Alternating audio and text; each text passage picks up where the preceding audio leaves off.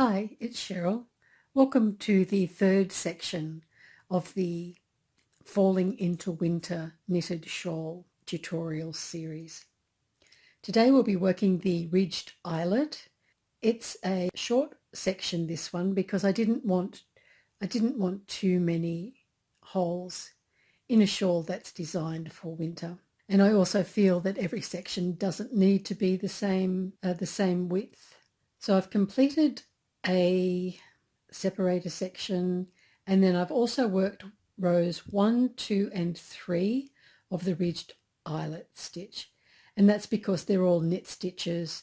At this stage they shouldn't be causing you any problems. So I'll show you how to do row 4, but I'm only going to work half of the row because that's all the stitches I've got. I'm just working between two of the stitch markers. But that's okay because the second repeat, even though it's different to the first, it's very similar and you won't have any trouble with it. It's just a mirror image of what we did in the first box. So previously you'll see that we have in the first box something like knit to marker, and then in the second box it was ditto. And ditto meant to do what's in the first box exactly. But now this is the first time in the pattern that we've come to a section where the instructions are different and they do look the same. So had I written everything out in all the ditto boxes, you wouldn't be familiar with the possibility that they would be changing because they do look the same. Okay, so we'll start row 4, and as I said, I'm just working the first section. So for row 4, we knit first 3 stitches. It should be almost second nature to you by now.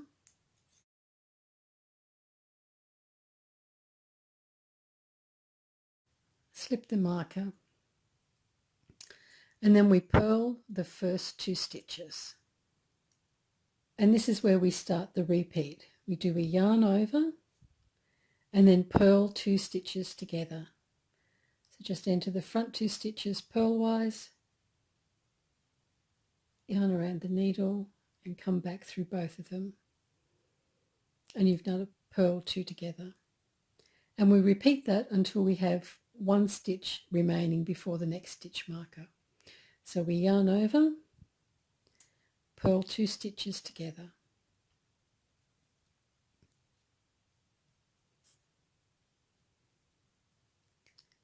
yarn over, purl 2 stitches together.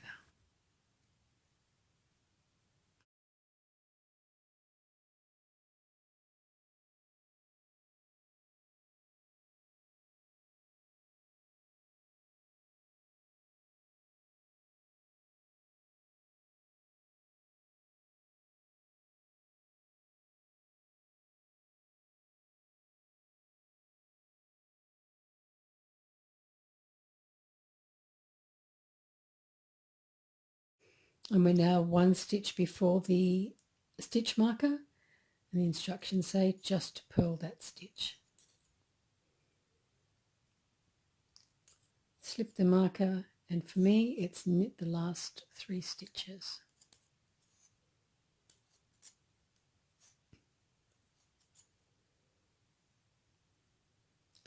And that's the hardest row of this section, and you can see the eyelets starting to form.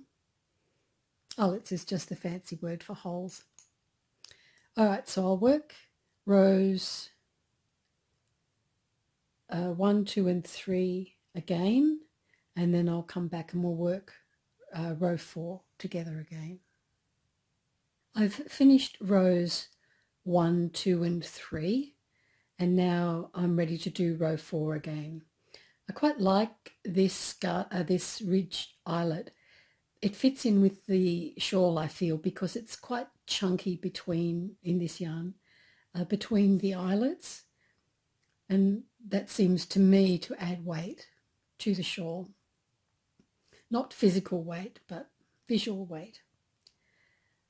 So I'll do row 4 once more.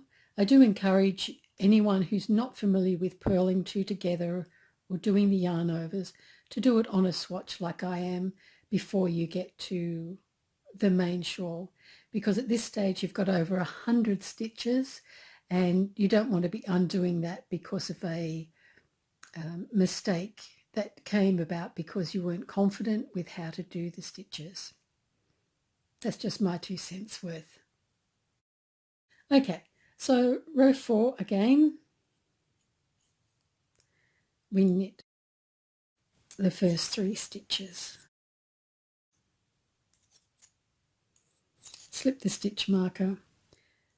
Row 4 says to purl the first 2 stitches, and then we start our repeat.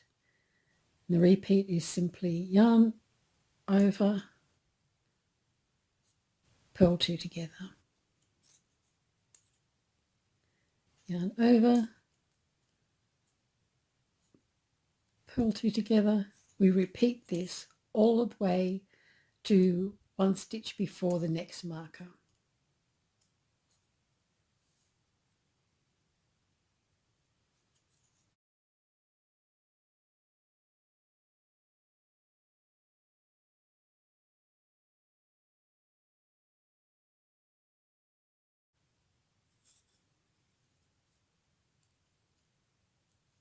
Sorry, I got distracted by the light. I feel I'm in the shadows a bit at the moment.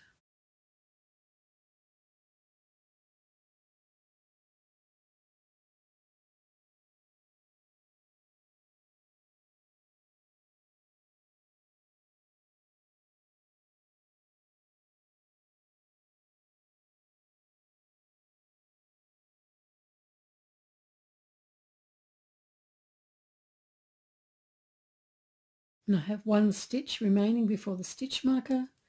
The instructions say to purl that stitch. Slip the marker and finish out the row.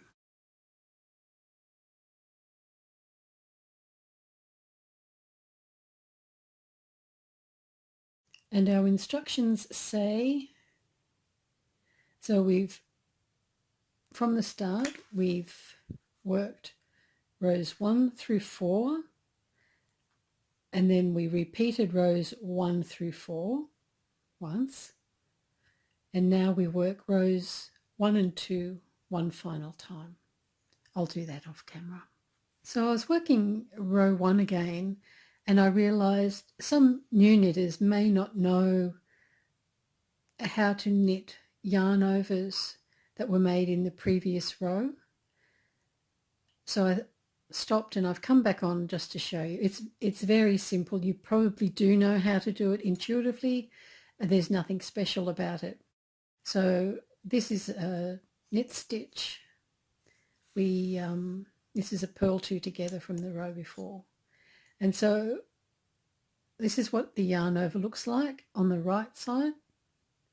And we just knit it as if it was a stitch under the loop and off. That was our purl 2 together from the previous row. This is the yarn over. So we just go in as if it was a stitch and knit it.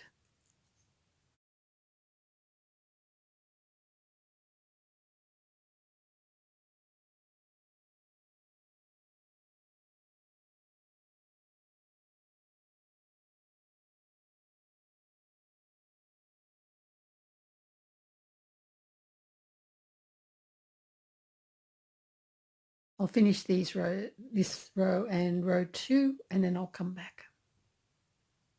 So I finished row 1 and row 2, and now the ridge eyelet section is complete. You certainly could add more rows if you wanted to.